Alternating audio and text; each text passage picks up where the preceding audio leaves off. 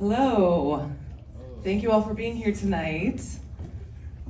My name is Katie Walsh, and I'm a film critic here in LA. I'm so thrilled to be here to talk about this amazing film with some of the cast and crew. So please help me welcome Vache Tomasavian, Karen Karagulian,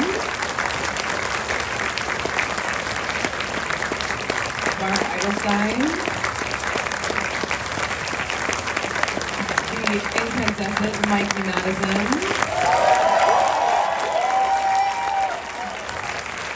and the writer-director Sean Baker.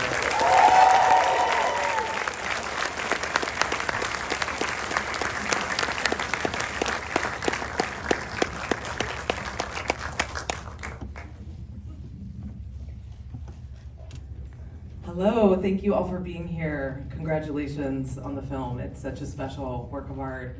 Thank you. Hello. Sean, is this your first film that is actually billed as a love story? Because I feel like a lot of your films are about family and friendships, and in Red Rocket is kind of a toxic love story. And this is an unconventional love story, but This is the first one where it goes on the poster.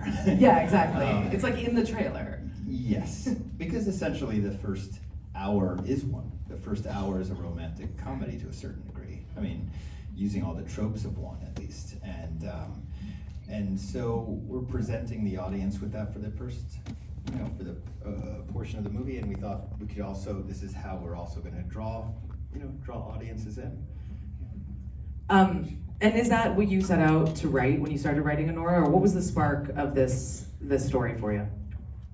No. Honestly, we kind of figured out our structure after we figured out the main plot point, which was essentially this young sex worker who marries the son of a Russian oligarch, and what happens at that point. Karen Karagulian here, we go way back. He's been in every one of my films, and we've been talking.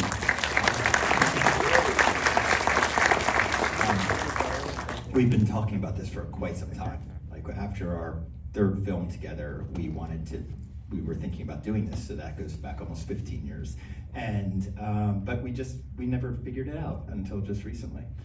So was it the setting of Brighton Beach that was sort of an inspiration for you, or? Yes, we wanted to tell a story of the Russian American community in Brighton Beach in Coney Island, and we didn't really want to tell a Russian gangster story, and that's what I think it took us a while to get us to a place where, well, what else can put Annie in this situation?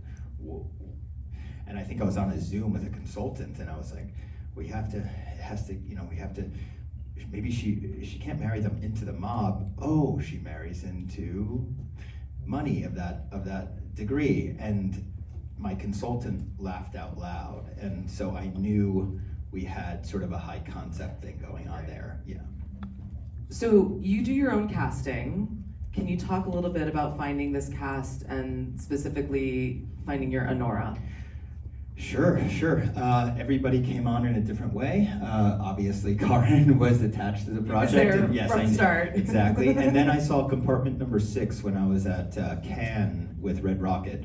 It's a beautiful Finnish film directed by Juho Kuzmasin. I highly recommend it. That's where I saw Yura Borisov, who plays Igor in the film. So I knew I had this idea. I hadn't written the screenplay yet, but I knew there was going to be this heavy in the movie. And so he was cast in my head. And then as we started to move forward, and we knew we were going to have to be looking for our Anora, it just happened to be that I went to Scream opening weekend, and spoiler alert, Mikey is Ghostface Killer. It was a combination of that performance and her incredible performance in Once Upon a Time in Hollywood. And so I knew there in the theater that she was the one, and I turned to my wife and producer, Samantha Kwan, who is here somewhere in the audience. There she is. And I said, we're calling for reps the minute we step out of the theater. And we did. We had a meeting. We totally connected. I pitched her the idea, and she accepted, and thank God. And so I said, okay, now I'm going to go and write the screenplay with you in mind. And so for the next year, I was able to have those three actors in my head while writing and fleshing out the story. And then really quick, Yura brought Mark in, and Karen basically is responsible for Vache. Yeah. So, Mikey, what's your reaction to getting a call from Sean Baker saying he wants you to be the lead of his film and write the screenplay around you, and it's such a sort of like physically and emotionally vulnerable role? What is your reaction to that? Well, my reaction to getting a call that Sean wanted to meet me was utter shock, a bit of confusion, and some excitement. I've never had a director, especially one like Sean, reach out and want to write a film for me. And so I was really excited going into the meeting because I loved his previous work. And he pitched me this really amazing, crazy idea for a story. And I love the kind of worlds that he creates in his films, so I was really excited. And then a handful of months went by and I was actually able to read the script for a first time, and it was better than I could have imagined, really. And Mark, what was it like, getting to know Sean and reading the script and tackling this part for you? So when I first time read the script, I haven't understood nothing. Really. Because it was a little bit difficult to me to understand what does it mean HQ. What is HQ? It's a strip club. Okay. Anora. What is Anora? So it's name. Okay, I see. Ivan. Oh, Ivan. It's a Russian name. I know it. Okay, it's already more than nothing. Yeah, but then I asked about translation and I read a original version of script again after Russian translation, and I understood that wow, it's amazing, crazy story and all parts, all of characters. It's very interesting to play them. Yes, and I fall in love with the script. Yeah. What else? I can say nothing. Karen, what was it about Vache that you knew he needed to be a part of this? I've been following Vache on Instagram for many years, but he tells the story better. So why don't you take over? Yeah, I'm just lucky he was following me because of his nostalgia. Because I was doing comedy in Armenia for 16 years, and then when my manager called me and he said, "Sean Baker want to talk to you," and I was like, "Why?" I'm like, because whatever I was doing was for Armenians and on Armenians, and when he called me, he said "Hey man, we've seen your comedy, that's hilarious." Am I doing Sean now? I'm sorry. He said, "Hey man, we've seen your comedy, that's hilarious." And I was like, "Why would you watch that?" I mean, and he explained that Karen Karagulian suggested you, and I'm like, "Oh, who's that?" And I start browsing him, and I see, yeah, he's a famous actor in IMDb and everything. And I was trying to see, do we have mutual friends or something? And I see he texted me 5 years ago, and I didn't even reply. I was like, oh, I'm about to screw over my once in a lifetime opportunity. I was like, and I texted him back, said, "Sorry for slight delay, man," after 5 years. And yeah, and then he helped me to do that self-tape and everything, explain what Sean Baker does and thanks to Sean. Thanks, Sean, for trusting me, And Thank you. Now I'm part of the magic. Mikey, I wanted to ask about your research and prep for the role. Obviously, training to perform, but also just diving into the world and the culture of this area of Brooklyn. What was that like?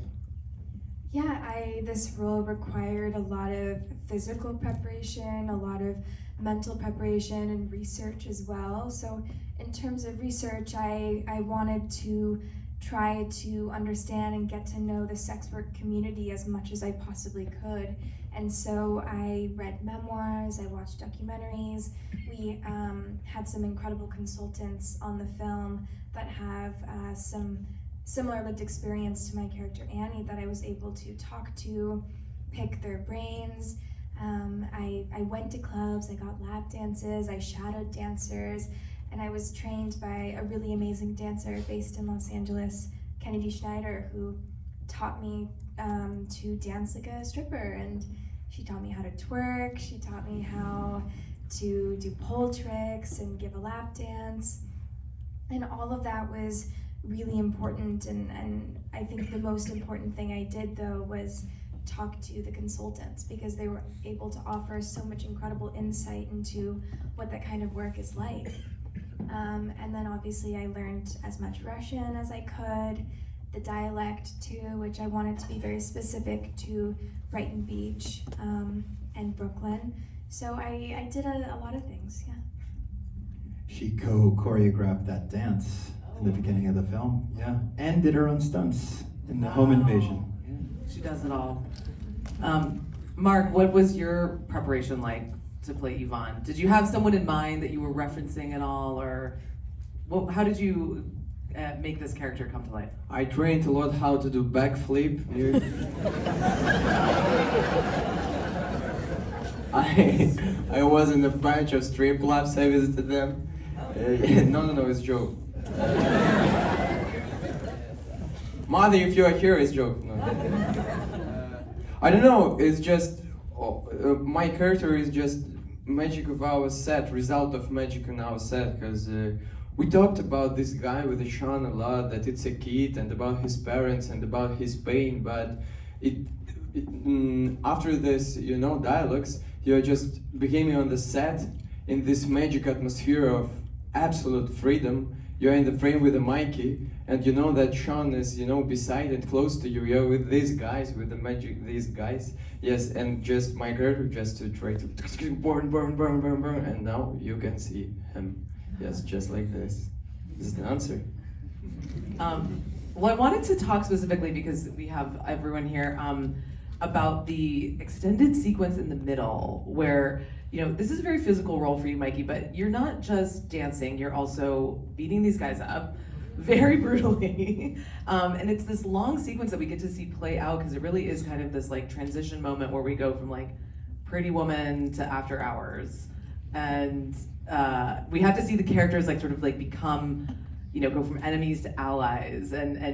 But can you guys talk a little bit about what it was like to sort of shoot this very physically demanding, tense scene? What was it like to get kicked in the face by Mikey?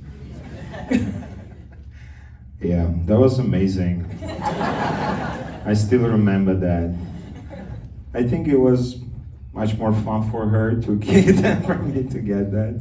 Yeah, but she's really incredible actress. I was really surprised when I saw how they fighting with Yura, and she's playing so much different than she is, and that's really impressive. Let's one for Mikey, please. She's super talented.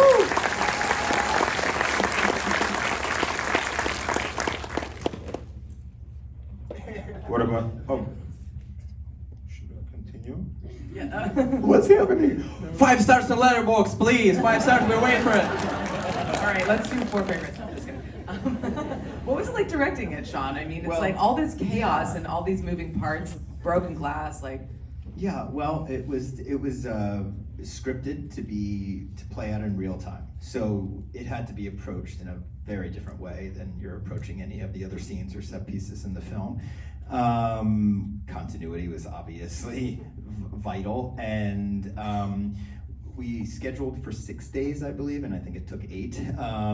And my wonderful DP, Drew Daniels, and my incredible gaffer, Chris Hill, they had to deal with slight changes in the weather over those 8 days and try to make everything consistent. And then just figuring out the flow of this day by day. And I think all of my actors were just so in sync. Everybody was so on board that it was very collaborative. I would scare them every morning because I would show up with my MacBook Pro and I think I gotta rework a little bit of the scene in order for the flow to work, or for the logical reasons I gotta fix something. But that was wonderful. That was the wonderful part about the way we made this, is that we allowed that breathing room to happen. So, and her doing her own stunts, moments in which I could allow. We had to stay pretty structured, Yeah. because there's exposition and beats and everything, but the times then that we could have a little bit of improvisation. I mean, these guys are all incredibly gifted at comedic improvisation, and they would just give me gold, Yeah. I just want to add to this that there was so much love created on the set on every day by Sean and by our incredible producers Samantha Kwan and Alex Coco, that it was so relaxing and you felt so much like home. It was for an actor, it's very important to relax and deliver the performance. But I also want to thank this audience, and before we forget, if you guys liked it, please spread the word. It's very important for us for people to come and see this film in a theater, to share the energy the way you're sharing it now. We're coming out on October 18th? Yep. And thank you very much for being here. Yeah. Well, we have time for one more question, which is, I guess for all of you, like, what is something that you will take with you from the experience of making Anora, whether it's like an understanding of character, a memory, a lesson, just something that's gonna, continue to stick with you throughout your career in life? Again, I'm gonna go back to love. I took away love, and I hope our audiences can take away a little bit of love from this film and share with each other and make this world a little bit better place. It's a love story after all. Yes. Yeah, for me, love, of course. Yeah. And also during the process, I learned what Brooklyn is, especially the Coney Island, the Brighton Beach area. It's so chaotic, and I want to tell you a story when after we shooted the vomiting scene. It was all improv, by the way. It was like and after that I was fully covered with that fake vomit, and an office was like 10 minutes walk, and I decided to walk on Brighton Beach to the office to clean myself, and my face was like broken nose, fully covered in vomit, and I was walking, a lot of people was there walking back and forth, and that was the moment I understood what Coney Island is, because nobody gives a shit. It was such a common thing for Brighton Beach for someone to walk like that. So I fall in love with New York at that moment. And then I moved to LA to be safe.